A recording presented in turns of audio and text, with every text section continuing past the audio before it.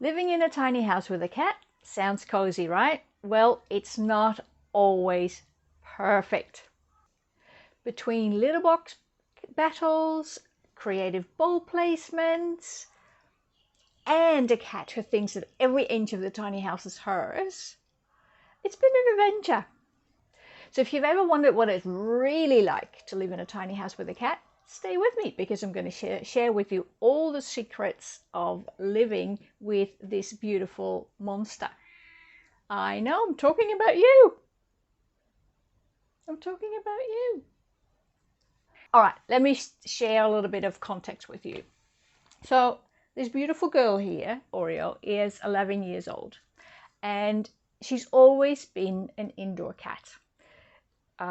In Australia, cats are considered a pest, and they tend to kill a lot of native wildlife. So when I got her, I knew that I didn't want her to go anywhere near wildlife and kill unnecessarily. So from a kitten onward, she's always been inside.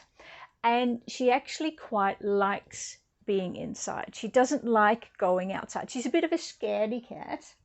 She's only accidentally gotten outside, not here, but in the house that we lived in once. And then the sound of a bird scared her so much that she didn't know where to go. So she couldn't find her way back in. And so she just ran around, and it was a bit of a challenge to find her. And that's one of the reasons I also don't want her to go outside here, because she can get under the tiny if she gets scared, and then I won't be able to get her back inside. Yeah, you want to be in the shot a bit better? There we go. You're going to lie down? Now, although she's an indoor cat, she has a lot of places in the house that she can actually go and look outside. So she is I call it cat TV. So she has the French doors where she can sit and watch all the little critters that run around there. There's a lot of geckos around here, so she loves watching them scuttle about. There's a lot of birds, so she likes to watch birds that flying about. We've got birds that walk across the lawn. So she really likes to watch that. And the other thing that she really likes to do is go up in the loft and watch the children in the children in the childcare center. And my daughter Malou calls her perv cat, so she will just sit and just look at the kids and what they're doing in the playground. One of the good things about a small space with a cat like Oreo is that she's very chatty. She's very much a chatterbox. So we often have various conversations about, I don't know what. I don't know. If you have a cat and you have a cat that talks to you, I'm sure you recognize that you have these one-sided conversations, but she meows back and we pretend that we know exactly what we're talking about. Which is really nice. I tend to know exactly where she is most of the time. But I've had incidences where I lost her, and then she just found a really crazy hiding place, usually in my daughter's loft, where she then hides behind something, and then I don't know where she is. Though the house is tiny, she has plenty of spaces where she can lie down to sleep. One of her favorite spots is on my bed. And I have to put a blanket over it to make sure that there's not a lot of cat fur that ends up on my doona cover. But she also likes to sit or sleep on top of one of my cabinets, the wardrobe cabinet. She likes to lie on the rug here in the living room. She likes to lie on a chair. She likes to lie on her scratch cardboard box.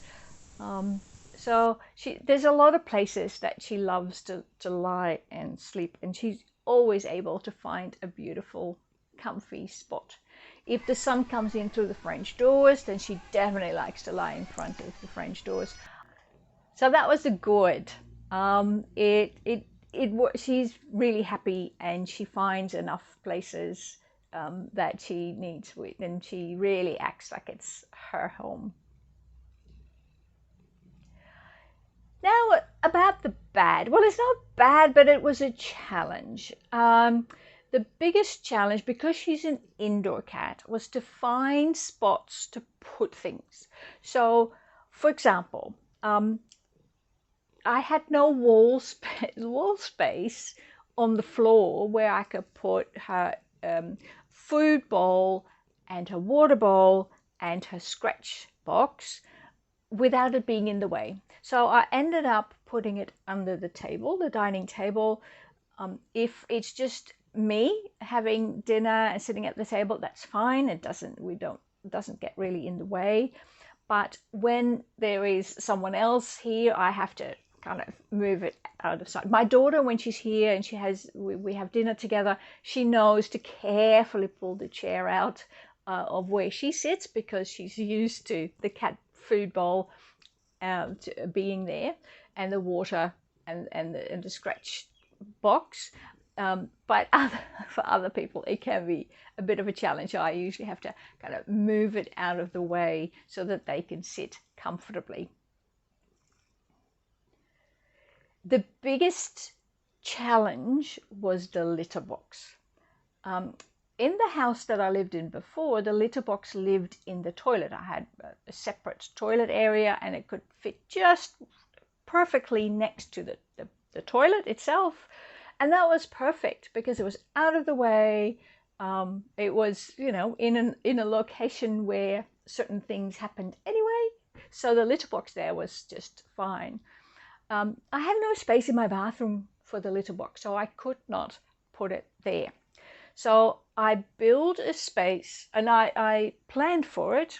So I planned for the litter box. I did not plan for the food bowl and the water bowl and the scratch box in my design, but I planned for the litter box, and the litter box ended up between my wardrobe and the first step of the stairs. So it fits just, there's no room to spare, so it fits in right there.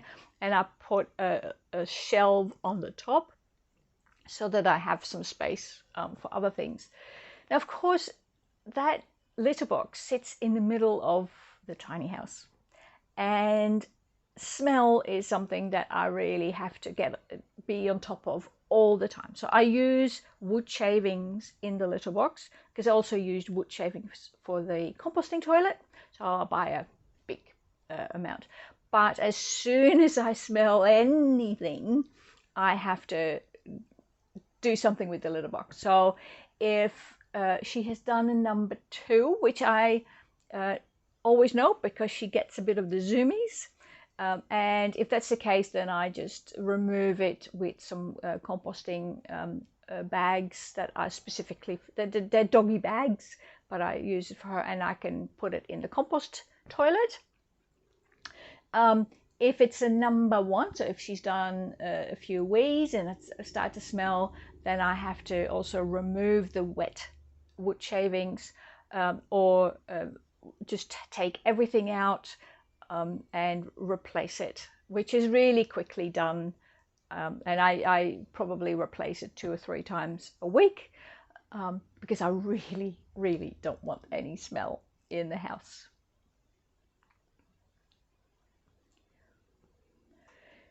So that is not the bad, but it's kind of a challenge.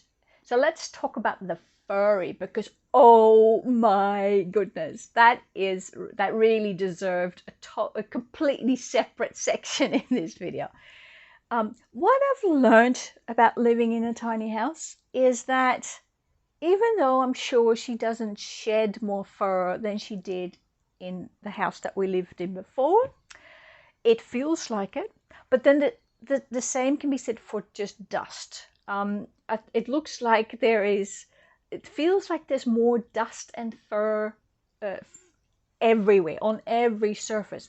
And I think it's because it's the same amount of fur that she would lose before, but because it's such a small space, every time I walk around, I create some airflow, and that brings up the fur, and then it settles again. And there's less surface area for the fur to settle. So I find it everywhere, on the most strange places. There are little clumps of fur. So I have to vacuum a lot.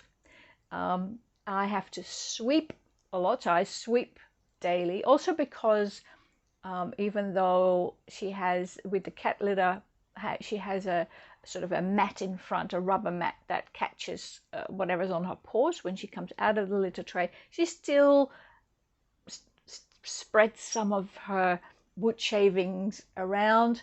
So I sweep the floor at least once a day, but if it's really bad, I do it an extra time. And also vacuum at least a couple of times a week to get rid of much of the fur. I dust a lot to make sure that I get rid of the dust, and it also picks up the fur. But it is everywhere. And one of the places where it really ends up, well, it ends up in corners, which means I always have to do a hand vacuum to get into the corners. But where it really gets, and I mean, who gets a white rug when they have a black and a little bit of white cat? Not smart thinking. But the rug really holds on. Even though I vacuum it a couple of times a week, it still holds on to fur quite a bit. And here's a tip for those of you who also have a cat. I don't know if it works with dog hair, but it certainly works with cat hair. And I found it somewhere, I think in a Facebook group, I'm in a Facebook group where we're all cat lovers, and I think somebody put the suggestion in there where you use a squeegee to scrape the rug, and as you do that, you actually collect that. So because it has a rubber or silicone little end bit, that pulls the fur out of the rug. And I find that if I do that once a month, and as you can see, it actually brings up quite a decent amount of fur. And this is, I did this only about 3 weeks ago, so this is 3 weeks worth of fur, despite vacuuming. And so, but it works really well. So it scrapes it nicely together. And then if I vacuum afterwards, then there is very little fur left. And the white rug, which starts to get a slight grey sheen on it if there's too much fur on it, really looks nice and bright again after that activity. It's a bit of a workout, and it's really a workout for the back of the upper arms, but it's a really great way to do that. I also have a little rug up in my loft where she also likes to lie, and I do it there as well. So that's the furry, and it is quite challenging to keep on top of it. But on the whole, I didn't think it would be a problem for her. I think she gets a little less exercise than she used to get in the normal sized house, especially if she got the zoomies. She still gets the zoomies and runs around, but there's a little less space. But then she runs up the stairs to my loft and down again, and she runs around here, and she does a bit of parkour for the couch. All in all, I think she's really happy here. She has a lot more spaces where she can look outside and watch things going on than she did in the houses that we've lived in. And she really enjoys sitting, especially in front of the French doors when I have it open. I do have something in front of the doors so that she doesn't sort of get overconfident for a second and ventures outside and then gets scared and disappears. But she loves sitting there and just looking at whatever's outside. I think she's, in that sense, she has a lot more to see. So a lot more cat TV, as I call it. There's a lot more cat TV for her to see. We've had some birds, by the way, who especially one bird. It's gone now, but it was here for last spring, and the bird would come and sit on my little porch, and Oreo would sit in front of the doors, and this bird would really be teasing her, knowing that she couldn't get out because the door was closed. So that was quite funny. So, can you have a cat, an indoor cat in a tiny house? Absolutely. She loves it. She absolutely is happy. She owns the house. Let me know if you have a cat and if you recognize some of the challenges, even if you don't live in a small space. If you do live in a small space with a pet, let us know what pet it is and how that works and how you've accommodated for their needs. I'd love to hear. Right, thank you for watching, and I'll see you next time. Bye.